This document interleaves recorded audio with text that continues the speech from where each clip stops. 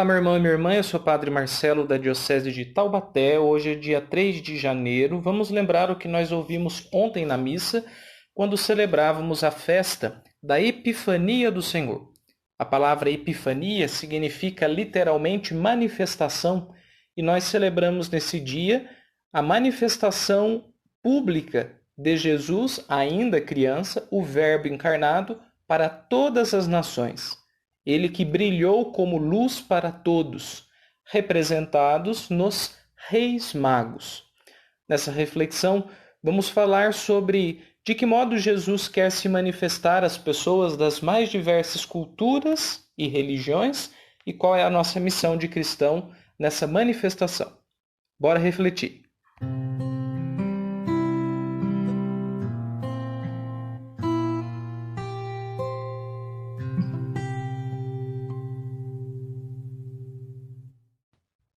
O Evangelho conta aquela cena em que reis vindo do Oriente, na verdade magos vindo do Oriente, e a tradição vai dizer que eles eram reis também, vieram até Jesus para adorá-lo seguindo o sinal de uma estrela. Se a gente olhar ao pé da letra essa história, do ponto de vista da cultura de Israel, do povo judeu bíblico, ela é uma história bastante atípica e extraordinária.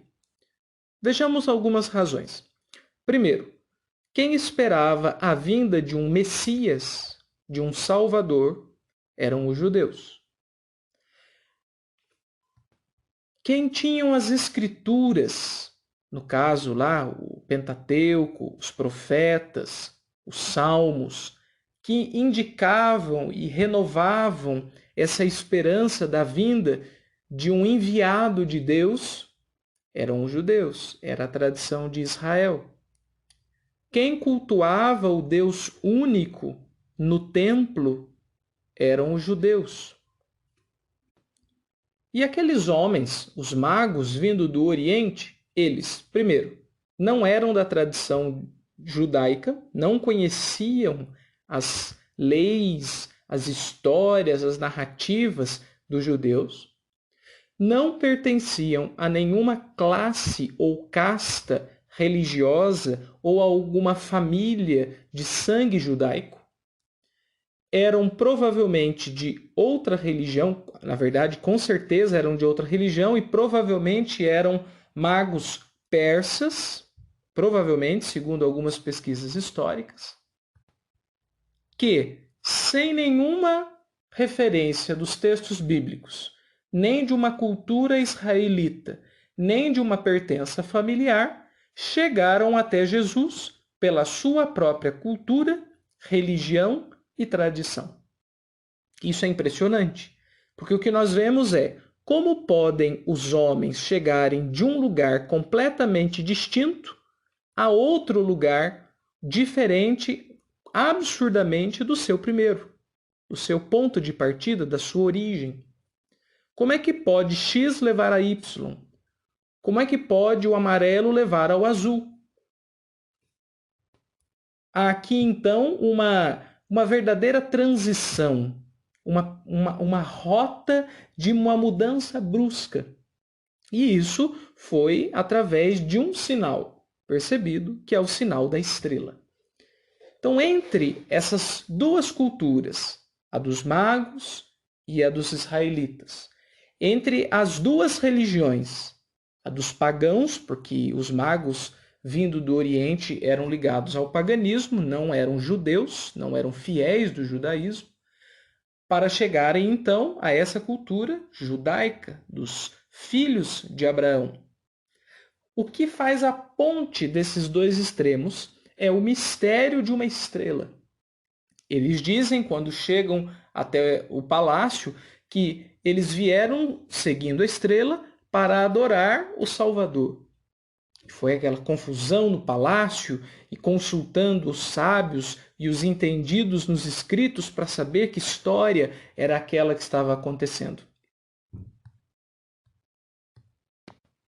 Como é que eles chegaram lá? Por um sinal cósmico, que era a estrela.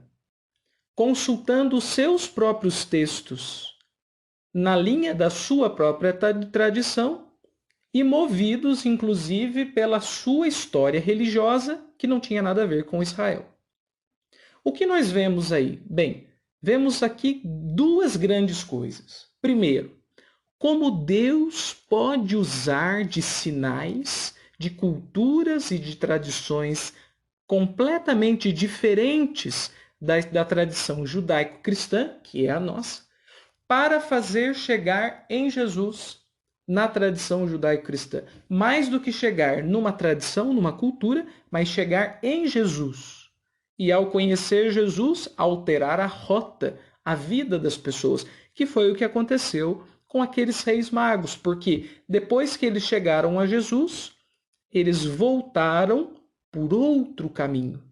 O que não significa só que eles mudaram a geografia da sua viagem, mas significa literalmente que eles mudaram o seu perfil de vida. Eles não voltaram pelo caminho de Herodes, que era o caminho do mal, e passaram a uma vida nova, porque conversão é isso, é quando você muda a sua rota. Veja que interessante. E eles fizeram tudo isso sem ter nenhum conhecimento a respeito de Jesus, sem ter nenhuma noção da história de Israel, através do seu próprio repertório espiritual. Essa é a teologia católica das religiões. Quando a gente vai estudar as religiões, a gente pode estudar elas de diversas maneiras.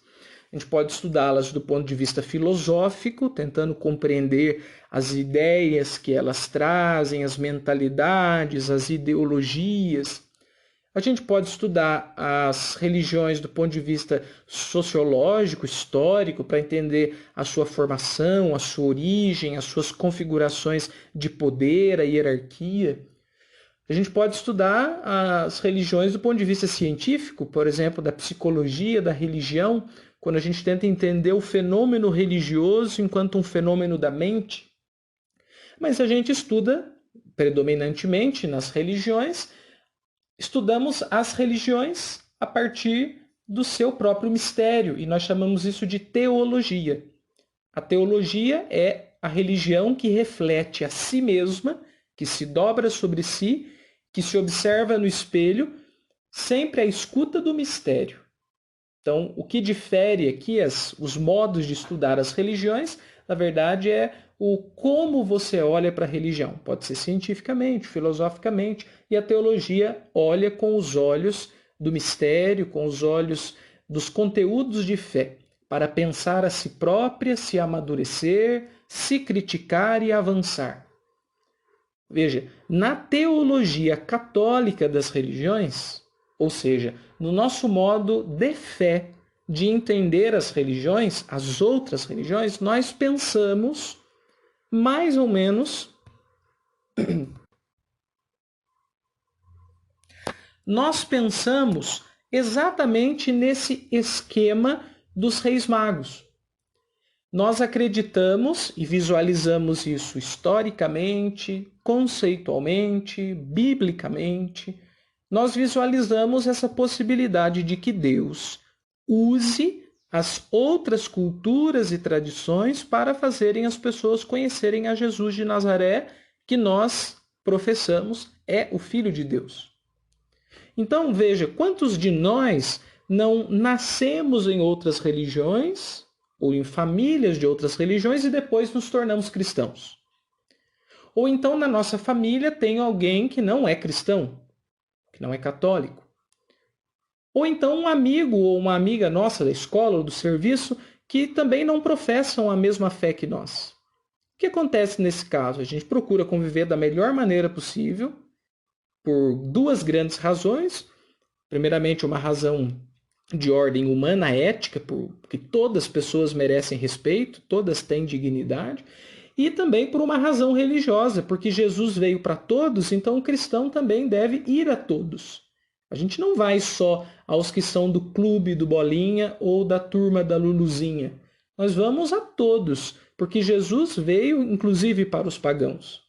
Há inclusive uma cena do Evangelho em que Jesus está sendo criticado porque ele não faz milagres na sua própria terra, quando ele até encerra dizendo, né, um profeta não é bem aceito na sua própria terra. E ele cita 2 exemplos de milagres que Deus realizou pela fé de pessoas que nem eram da tradição judaica. Porque a fé da pessoa era muito maior do que aquela fé, aquela fé rasa ou superficial, ou às vezes até falta de fé daqueles que se diziam o povo de Deus.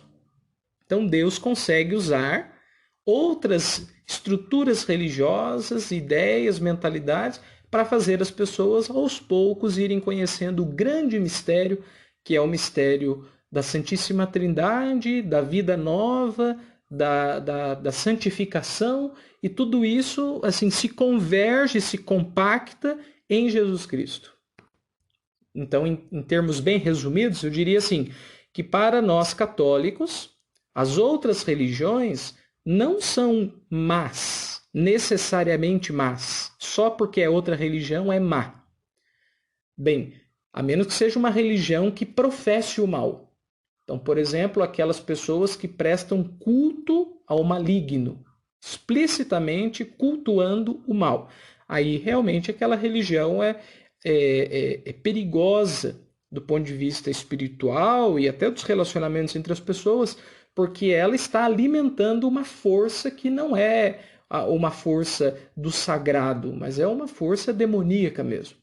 Agora, as outras religiões que estão à procura da paz, da justiça, da verdade, da união entre as pessoas, da prática do bem, do crescimento espiritual, do conhecimento dos mistérios, essas religiões todas estão caminhando na direção do mistério revelado em Cristo Jesus. E assim, além das histórias bíblicas, a gente pode constatar na história da humanidade, desde Jesus, quantos homens e mulheres chegaram a Jesus depois de terem passado por uma religião. Tem gente que passou por várias religiões e depois chegou em Jesus. Então, a teologia católica das religiões diz: Deus pode usar outras tradições, mentalidades e culturas e fazer com que as pessoas aos poucos se aproximem de Jesus. Então a gente valoriza as outras tradições e não as demoniza. Contudo, a gente professa a fé em Jesus, então o nosso foco e nosso centro é sempre Ele. E daí vem a nossa missão. Qual é a missão do cristão católico na vida das pessoas de outras religiões? É a mesma missão da estrela na vida dos reis magos. Qual é? Conduzir a Jesus. Agora, a gente conduz a Jesus não é brigando com as pessoas porque elas não acreditam como nós. Nós conduzimos a Jesus brilhando na vida delas, com o nosso testemunho, também com as nossas palavras, mas assim como Jesus fazia, impressionando as pessoas com a sua sabedoria, com a sua prudência, com a sua humanidade, com a sua intimidade com Deus que transbordava nas palavras, do mesmo modo também nós vamos brilhar como estrela na vida dos magos dessa maneira. Então eu quero convidar a você que experimente isso primeiramente na sua oração. Veja como Deus conduziu aqueles homens até Jesus. Ainda hoje, Deus quer conduzir todos ao seu Filho, nosso Senhor, luz do mundo, luz para as nações.